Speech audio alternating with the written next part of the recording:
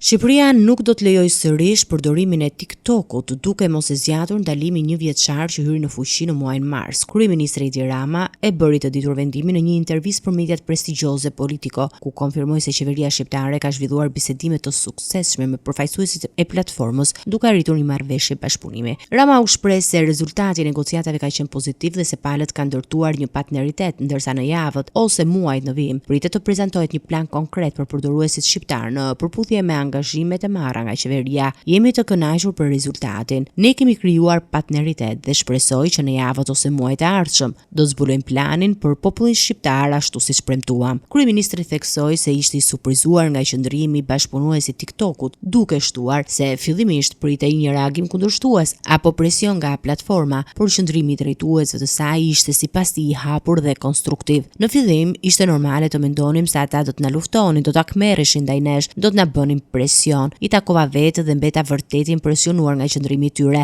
Ata po dëgjonin me shumë vëmendje argumentet tona. Sipas shkrimit të Politico, kompania në seli në Pekin nuk ka dhënë ende një reagim zyrtar për këtë vendim. Dalimi i 1 vjeçar i TikTokut u vendos nga qeveria shqiptare si mas pas vrasjes tragjike të një nxënësi 14 vjeçar pas një konflikti të nisur në rrjetet sociale. Autoritetet kishin deklaruar se vendimi u mor pas konsultimeve me shoqërinë civile. Megjithatë, Politico vëren se ndalimi pati ndikim të kufizuar në adresimin e dhunës në shkolla dhe në hapësira digjitale.